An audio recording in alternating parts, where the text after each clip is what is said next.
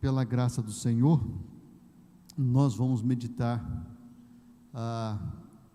nesse tema que nos está proposto: protegidos da maldade. Protegidos da maldade. E aí tem uma pergunta bem desafiadora: como? Como lidar? Como conviver? O que fazer diante da expectativa da traição, da rejeição e do abandono? O que fazer? O que fazer diante da expectativa da traição, da rejeição e do abandono? Como você deveria reagir? Como reage uma pessoa normalmente? Como Jesus reagiria? É o que nós vamos ver essa noite. E rogamos a Deus que inspire os nossos corações, que Ele mova-nos de tal maneira que nós possamos ser imitadores de Jesus, pois temos afirmado ao mundo que somos seus discípulos. Sermos imitadores de Jesus, inclusive nessas horas que estamos diante de expectativa quase certa, porque nós não podemos ter a expectativa certa como a de Jesus, né? O texto da palavra do Senhor que está diante de nós é o texto lá de João, capítulo 13, o texto em que está presente a cerimônia do lava-pés, né? Um pouquinho antes desse texto que nós vamos ler, desses versículos que nós vamos ler, Jesus teria lavado os pés dos seus discípulos, e também tinha feito a ceia, e durante a ceia ele aponta o traidor, e depois que Judas é identificado como traidor, Judas sai. Não que ele saia porque eles mandaram ele embora, ele sai meio que disfarçado assim, né? E alguns pensam que ele estava indo fazer alguma oferta aos pobres, mas depois que ele sai, acontece então o texto que nós vamos ler, versículo 31, diz assim a palavra do Senhor: quando Judas saiu, Jesus disse: agora a natureza divina do Filho do Homem é revelada, e por meio dele é revelada também a natureza gloriosa de Deus. E se por meio dele a natureza gloriosa de Deus for revelada, então Deus revelará em si mesmo a natureza divina do Filho do Homem, e Deus fará isso agora mesmo.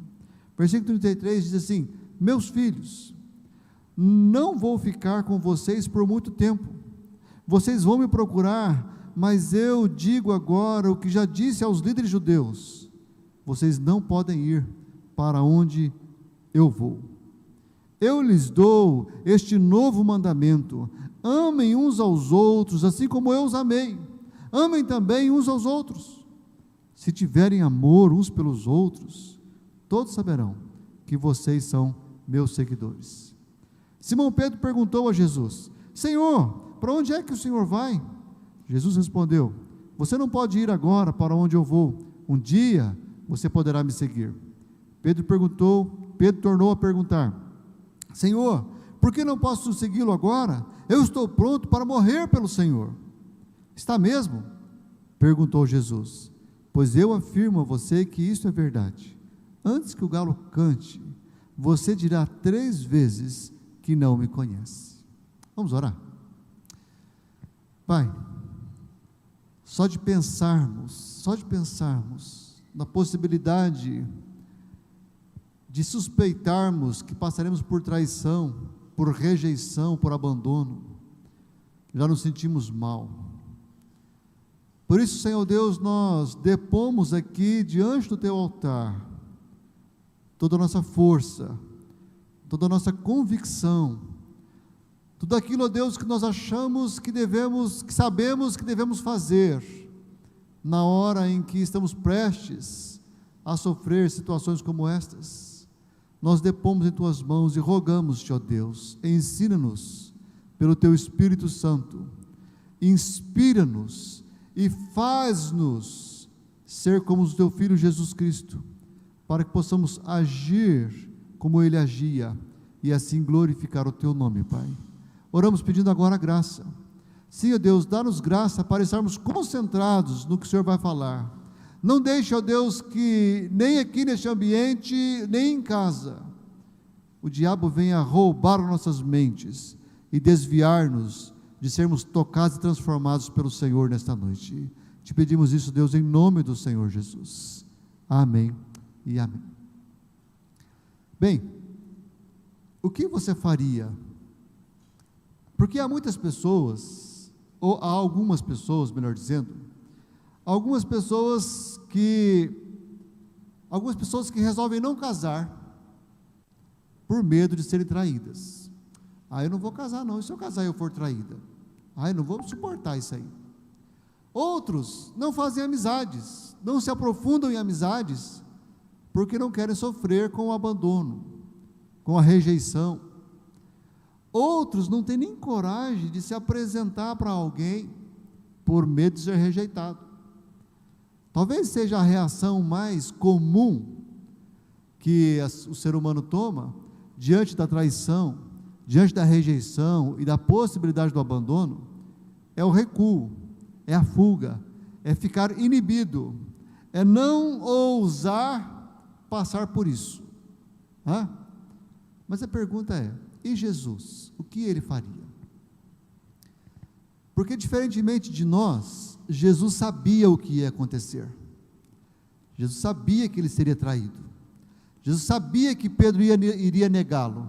Jesus sabia que os discípulos iriam abandoná-lo quando ele fosse preso lá no Calvário, no jardim de Getsemane. Quando ele fosse preso no Getsemane, eles iam todos fugir. Ele sabia que isso ia acontecer.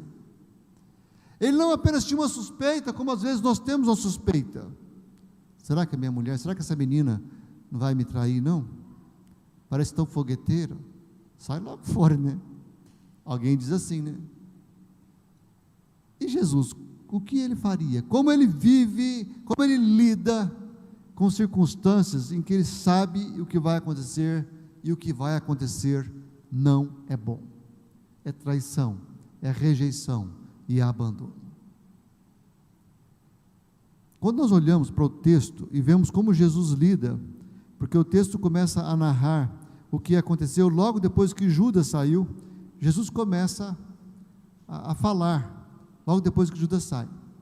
Nós concluímos que a maneira que Jesus lida, e é a maneira como nós deveríamos lidar também, porque como discípulos deles, temos que seguir os seus passos, é primeiramente com foco e coragem. Primeira coisa, como lidar com a possibilidade de traição, de abandono, de rejeição?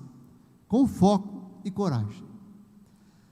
Eu não sei vocês, mas a mim parece que Jesus está viajando na maionese, porque o assunto ali era traição, o traidor acabou de sair, e aí Jesus fala assim: agora a natureza divina do Filho do Homem é revelada, e por meio dele é revelada também a natureza gloriosa de Deus. Mas, que comentário, por que dizer isso? Me parece que não faz sentido. E se por meio dele a natureza gloriosa de Deus for revelada, então Deus revelará em si mesmo a natureza divina do Filho do Homem, e Deus fará isso agora mesmo. Porque a mim não parece que o fato de Jesus ser traído, de ser vendido por 33 moedas, por um dos seus discípulos que andou 3 anos com ele, a mim não parece uma expressão de glória a Deus. A mim não parece que aquele ato que Judas ia fazer iria trazer glória para Deus.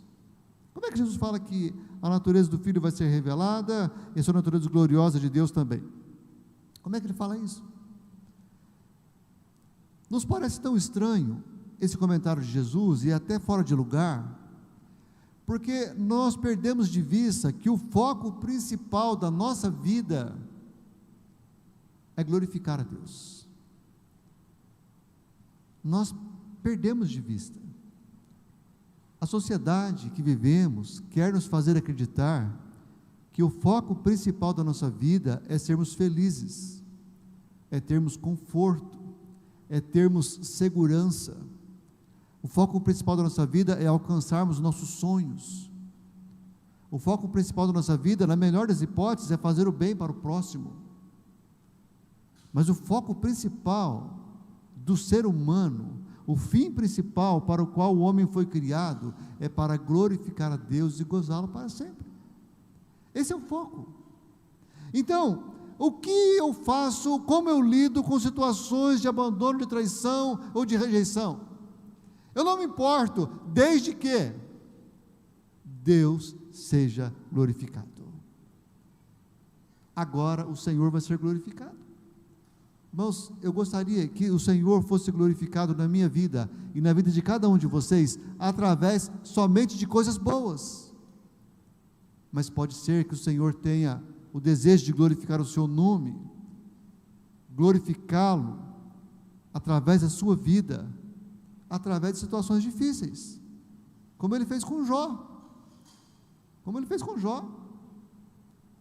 com aquele paralítico. É difícil a gente acreditar nisso, a gente pensar nisso, né? Mas certa feita Jesus está andando e os discípulos passam por um paralítico e perguntam assim: Jesus, quem pecou para ele estar paralítico? Aí Jesus fala assim: nem ele pecou, nem seus pais pecaram. Ele está assim, para que nele se manifeste as obras do Pai. E aí Jesus cura aquele homem. Vamos pensar assim, de maneira prática. Aquele homem só glorificou a Deus porque ele era paralítico. Ele viveu muitos anos naquela dor, naquele sofrimento, mas isso trouxe glória para Deus. E alguém vai dizer assim: nossa, mas que Deus cruel. Mas o fim principal, meu e seu, é esse. Eu sinto muito dizer isso, porque toda a nossa sociedade, toda a cultura na qual nós vivemos, nos ensina o contrário, quer nos convencer que o fim principal nosso é sermos felizes, é sermos boas pessoas. Eu diria que glorificar a Deus nos faz feliz, ainda que você tenha que passar por situações difíceis, porque agora Jesus tem que encarar uma situação bem chata, de rejeição, de abandono e de traição, e não é por qualquer um, é por aqueles discípulos que ele andou 3 anos, que ele alimentou, que ele mostrou milagres, que ele fez sinais. Mas Jesus fala assim: o meu foco é glorificar o Pai, não é ser aprovado pelas pessoas, não é ser amado pelas pessoas, o meu foco é glorificar a Deus. E aí ele encara com coragem, é foco e coragem.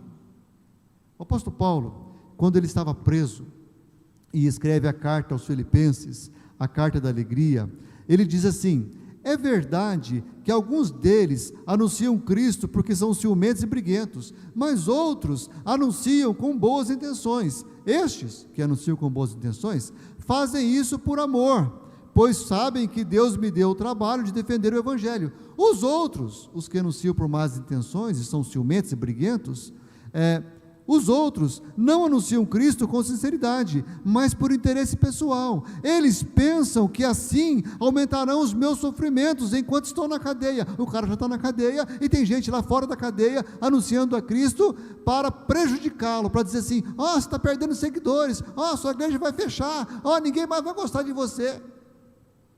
Aí o apóstolo Paulo fala assim: mas isso não tem importância. O que importa é que Cristo está sendo anunciado, seja por maus ou por bons motivos. Por isso eu estou alegre e vou continuar assim. Aleluia. Oh, que bênção! Se Deus nos der a graça de olhar para situações ruins e dizer assim: o que eu mais quero é que mesmo na dor que eu estou sentindo, o Senhor seja glorificado na minha vida. Porque Jesus enfrentava a traição, a rejeição e o abandono com foco e coragem. É assim mesmo. Vai ter traição? Vai. Você vai ser traído. Talvez não por esposa, mas por um sócio às vezes, por um amigo, abandonado. Isso acontece com todo mundo. Em algum momento da vida acontece com todo mundo. Às vezes não acontece de fato, mas às vezes nós nos sentimos traídos, abandonados ou rejeitados. Às vezes nem é de fato. A pessoa começa a olhar para você, e você começa a falar assim: está me achando feio, está achando que eu estou com roupa de pobre, está me achando isso. E aí a gente fica se sentindo. O que fazer nessas horas? Manter o foco. Foco. Diga para você mesmo, como a Evanete diz para mim muitas vezes: foco, Wagner, foco. Foco, foco. Qual é o meu foco? Meu foco não é me sentir bem, o meu foco é glorificar o Senhor. Senhor, eu quero glorificar ao Senhor com a minha vida. Se for para glorificar ao Senhor com a dor que eu estou sentindo agora, então faz com que essa dor glorifique o teu nome. Segunda ação que nós podemos tomar diante dessa possibilidade, que para Jesus era uma realidade, mas para muitos de nós são só possibilidades, de sermos traídos, abandonados ou mesmo rejeitados, é lidar com solidariedade e empatia. Porque aí é fenomenal o que Jesus fala. Porque quem é que estava sendo traído aqui? Quem é que estava sendo abandonado? Quem é que ia ser rejeitado? Era Jesus. Quem era vítima aqui nessa história? Era Jesus. É assim que a mentalidade moderna vê a vítima. Mas eu te pergunto para você, o que é melhor? Ser assaltado ou ser assaltante? Ser traído ou ser o traidor? Porque quem é a vítima quando acontece um assalto? O assaltado ou o assaltante? Quem sai em piores condições quando acontece um assalto? O assaltado ou o assaltante? É claro que é o assaltado. Não importa o que ele roube de você, o que ele perde é muito mais do que você perdeu. Porque você pode perder um relógio, você pode perder uma carteira, você pode perder um cinquentão, que é no máximo que a gente anda no bolso, né? O cara fica debaixo da condenação, o cara fica debaixo da ira de Deus. E é assim que Jesus vê. Porque os discípulos queriam abandoná-lo, eles não recebem de Jesus uma bronca, eles não recebem de Jesus aquela palavra de decepção que muitos de nós daríamos para alguém. Olha, eu não confiava muito em você, mas não sabia que você ia me decepcionar como me decepcionou. A gente fala assim, né? Para quê? Isso é vitimismo. A gente fala isso porque nós nos colocamos numa posição de vítima. Porque nós achamos que nós, que fomos traídos, que fomos rejeitados, nós é que estamos por baixo, nós é que estamos perdendo, nós é que estamos sofrendo. Tenha dó de mim. Pare. Como é que você lida com isso? Com solidariedade. Solidariedade com quem? Com quem está impetrando o mal. Porque quem está sendo o agente do mal é um miserável. Quem está sendo agente do mal é uma pessoa que carece da nossa oração, da nossa intercessão, da nossa solidariedade. Porque aí Jesus fala assim para os seus discípulos: meus filhos, não vou ficar com vocês por muito tempo, vocês vão me procurar, mas eu digo agora o que já disse aos líderes judeus: vocês não podem ir para onde eu vou. Ele está dando uma orientação para aquele período em que eles vão ficar desesperados. Sabe o que acontece? É assim, Jesus podia pensar assim: tá, vocês estão me abandonando, estão me negando, estão me traindo, mas vocês vão ver, quando eu sumir, vocês não sabem onde é que eu estou, vocês vão ficar perdidinhos, aí quero ver, vocês vão dar valor em mim. Agora vocês não estão dando valor, mas vocês vão dar valor em mim, porque é assim que a gente pensa, né? As mães falam assim, né? Não gosta da mãe, não quer vir perto da mãe, não quer que a mãe faz carinho, né? Vai ver quando a mãe morrer, quando a mãe faltar, você vai ver daí. Não é assim não. Jesus fala assim, é com solidariedade, porque ele olha para a queda, o pecado, para o mal que está sendo impetrado através dos discípulos, rejeição, abandono, traição, e fala assim: eu tenho pena de vocês, porque vocês estão sendo usados pelo diabo, vocês estão perdendo a coragem, vocês estão me negando, um está me traindo, eu tenho pena de vocês. E ele dá uma orientação, ele é solidário com aqueles que estão lhe fazendo o mal. O apóstolo Paulo, quando escreve a carta aos Romanos, no capítulo 12, ele diz assim: mas façam como dizem as escrituras sagradas, se o seu inimigo estiver com fome, dê comida a ele, se estiver com sede, dê água, porque assim você o fará queimar de remorso e vergonha. Não deixe que o mal vença vocês, mas vençam o mal com o bem. Romanos 12, 20 e 21. Como é que nós, discípulos de Jesus, discípulos e discípulos de Jesus, lidamos com a possibilidade de traição, de abandono, de rejeição? Com solidariedade.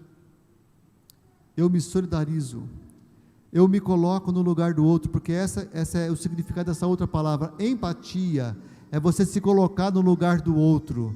Poxa vida, eles são tão fracos, poxa vida, eles são tão incompetentes, poxa vida, eu me coloco no lugar do outro, eu sei que o outro tem as suas debilidades, tem as suas fraquezas, e uma delas pode ser a falta de coragem, por isso ele me abandonou na hora que eu mais precisava dele.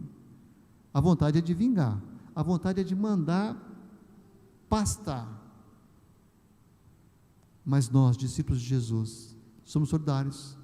Eu vou orar por você, para que o Senhor te fortaleça, para que o Senhor te sustente. Jesus é solidário e demonstra empatia. Terceiro lugar, como é que Jesus lida com essa possibilidade, que para ele era uma certeza, mas quer nos ensinar a lidar com as nossas possibilidades? Com firmeza e com legado. Porque é impressionante o que Jesus fala daí, né? Eu lhes dou este novo mandamento: ame uns aos outros, assim como eu os amei, amem também uns aos outros. Aqui está a firmeza e o legado, porque Jesus sabia que o que ele estava fazendo estava certo, porque muitas vezes, quando nós somos traídos, abandonados ou rejeitados, acontece muito, é muito comum nós nos sentirmos os culpados. Ah, mas também ele me largou, por quê? Ah, mas também ele me deixou, por quê? E a gente olha para a gente mesmo e se sente igual aquele animal que sabe que não vale mais nada, se sente uma pessoa totalmente sem valor. Jesus não. Eu sei o que eu estou fazendo, eu os amei, e eu os amei de uma maneira muito maior do que, inclusive um mandamento foi dado, que nós temos que amar ao próximo como a nós mesmos. Eu os amei sacrificialmente, por isso eu vos dou um novo mandamento, que vocês amem uns aos outros, assim como eu os amei. Eu sei que o que eu estou fazendo com convicção, com certeza, eu sei que estou fazendo bem feito. Firme-se. Está sendo abandonado, rejeitado? Firme-se em sua posição, enfrente com firmeza, porque não ajuda em nada quando a gente começa a pensar que nós é que somos os errados. Ah, mas é porque eu não fiz isso, é porque eu não fiz aquilo, é porque não sei o quê, porque não sei o quê. Você só se afunda em baixa autoestima, só se afunda em autopiedade. Firme-se. Você tem qualidades. Não é perfeito como Jesus, é claro que não. Ninguém de nós somos. Mas você tem qualidades. Você tem qualidades que mereceriam que as pessoas não te traíssem. Você tem qualidades que mereceriam que as pessoas não te rejeitassem. Você tem qualidade que mereceriam que as pessoas não te abandonassem, forem fiéis, fossem valorosas. Aliás, nós somos feitos uns para os outros, para apoiarmos uns aos outros, mas isso nem sempre acontece. Mas você deve se firmar e saber que você está deixando um legado. É isso que Jesus está fazendo. Eu não sou perfeito, eu não sou um pai perfeito, eu tenho certeza, eu não sou um pai perfeito, mas eu sei que eu estou deixando um legado para os meus filhos. Às vezes, quando eu vejo os erros dos meus filhos e as instabilidades deles, né, eu tenho uma vozinha, né, não é consciência, é Ivonete mesmo, que fala assim: ai amor, o que será que nós erramos? Que nós fizemos errado? Nós fazemos errado. Nós fizemos um monte de coisa errada. É claro que nós fizemos um monte de coisa errada. Todo pai faz coisa errada. Todo pai comete erros na educação. Mas eu estou deixando um legado para eles. E eu sei que eu estou deixando um legado. Pode ser daqueles agora que são jovens. Volte as costas. Ah, não quero mais saber de você não. Quero morar sozinho, quero morar longe, quero fazer minhas coisas. Então, um tipo de abandono, né? Fere o coração da mãe, do pai. Estava conversando com uma pessoa essa semana, não é da nossa igreja, e ele está morando sozinho. E eu perguntei assim: cara, e a sua mãe? Ela não acha ruim você morar sozinho, não? Ah, ela fala, toda vez que eu vou lá, ela fala para mim voltar a morar em casa. Não se sinta o pior pai do mundo, a pior mãe do mundo. Você tem qualidade. Olhe para o legado que você deixou na vida do seu filho e da sua filha. Olhe para o legado que você deixou na vida do seu amigo e da sua amiga. Aquele amigo que te abandonou, ele é uma pessoa melhor hoje, porque andou com você, porque conversou com você, porque teve você como amigo, como amiga. Lembre disso. Jesus fala assim: eu vos deixo um mandamento, amem uns aos outros assim como eu os amei, porque eu sei que eu amei vocês diferentemente. Eu amei sacrificialmente, porque ninguém dá a vida pelos seus amigos, como eu dou. Ninguém faz isso. E ele deixou um legado, uma nova lei, é um novo mandamento. Não é amar uns aos outros como a si mesmo, é como eu vos amei. E ele nos amou de maneira sacrificial. Martin Luther King Jr., ele fez aquele discurso famoso, né? Eu tenho um sonho, I have a dream. Eu tenho um sonho. Esse homem deixou um legado de alguém que acreditava. Até hoje as pessoas falam dele, mais de 50 anos já se passou da sua morte, e a repercussão da sua vida, até hoje. Agora, você pensa que um líder que se levanta para defender direitos civis, no meio de uma população que já estava tão acostumada a viver daquela maneira, você acha que essa pessoa não recebe muitos inimigos, até mesmo no meio dos seus amigos? Claro que recebe. Certamente ele teve muitos pastores que viraram as costas para ele, porque ele deixou de ser um pastor e se levantou como um líder civil, para brigar pelos direitos civis. Eu não sei essa informação, mas muitas pessoas podem ter abandonado, talvez até mesmo a convenção da qual ele fazia parte. Vamos tirar o seu nome, porque ninguém quer ver seu nome envolvido em rolo. Mas ele deixou um legado, porque ele foi firme naquilo que ele acreditava, e ele deixou um legado para cada um de nós.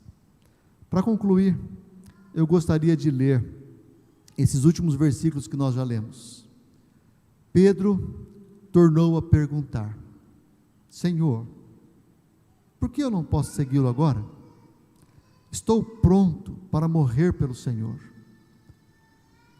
E Jesus diz, Jesus está parecendo sarcástico aqui, né? Eu não sei se alguém diria, né? Está mesmo? Perguntou Jesus. Eu afirmo a você que isso é verdade. Antes que o galo cante, você dirá 3 vezes que não me conhece. Eu queria dizer o seguinte para você nessa hora, com muito temor e tremor. Jesus sabe que você vai falhar. Jesus sabe que você vai falhar. Jesus sabe que eu vou falhar. Mas ainda assim, Ele não nos rejeita. Ele podia ter falado para assim: Pedro, você está pior do que você acabou de sair. Porque ele podia falar assim para Pedro. Mas você sabe como é o final dessa história, né? Pedro realmente nega Jesus, e depois Jesus restaura ele à condição. Eu sei que o Espírito Santo está falando no coração de vocês, para que vocês lidem melhor com esses sentimentos que, por vez ou outra, está dentro de nós, de cada um de nós. Sentimento de rejeição, sentimento de abandono, sentimento de traição. Mas não podiam ter feito isso comigo. Estou me sentindo traído pelo que fizeram. Eu sei que você está, e o Espírito Santo está falando no seu coração e trazendo o desejo de você lidar melhor com esses sentimentos. E você está realmente resolvido a fazer isso. Mas eu sei que muitos não vão conseguir. Mas sabe de uma coisa? Jesus também sabe. E Jesus não nos rejeita. Isso não quer dizer, olha, pode ficar à vontade, não se esforce. Não. Isso quer dizer, não se sinta a pior pessoa do mundo, porque apesar de saber que ele vai falhar, ele continua contando com você. Ele não te risca do rol dos discípulos, ele te restaura. Isso é consolador, porque nós muitas vezes somos aqueles que abandonam, nós muitas vezes somos aqueles que traem, nós muitas vezes somos aqueles que rejeitam, e não poucas vezes fazemos isso com o próprio Deus, o abandonamos, o rejeitamos e o traímos, mas Ele não desiste de nós, Ele não desiste de nós. Convido você a orar. Pai, oh Deus, obrigado por esta graça tão maravilhosa. Sim, ó Deus, porque o amor do Senhor por nós é eterno, e nada pode nos separar do Teu amor. Oh Deus, o Senhor sabe muito bem como é difícil para nós lidarmos com esses sentimentos, ó Deus, dos quais falamos essa noite. O Senhor sabe como é difícil, por isso nós pedimos graça. Ajuda-nos, ó Deus, a imitar o exemplo de Jesus. Ajuda-nos, ó Deus, a ser solidários com aqueles que nos fazem o mal. Sim, ajuda-nos a sermos firmes, ó Pai, diante daqueles, ó Deus, que se colocam como traidores, ó Pai, nas nossas vidas. Sim, ó Deus, ajuda-nos a manter o foco. Sim, a restaurar o foco da nossa existência, que é glorificar o Teu nome. Ah, Pai, limpa-nos, lava-nos, ó Deus, daquilo que foi impregnado pela cultura na qual vivemos, que quer nos convencer de que no principal objetivo da nossa vida é sermos felizes. Ajuda-nos, ó Deus, a caminhar na vida, desejando, acima de tudo e em primeiro lugar, glorificar o Teu nome, Pai. Nós oramos assim, pedindo essa bênção, no nome do Senhor Jesus. Que a graça, meus irmãos e irmãs, você que está aqui, você que está em casa, que a graça do nosso Senhor e Salvador Jesus Cristo, que o amor de Deus, o nosso Pai, a comunhão e a consolação do Espírito Santo de Deus, sim, que sejam sobre vocês, que sejam assim desde agora, e que seja assim para todos sempre. Assim eu te abençoo, em nome do Pai, do Filho e do Espírito Santo de Deus. Amém e amém. Deus abençoe.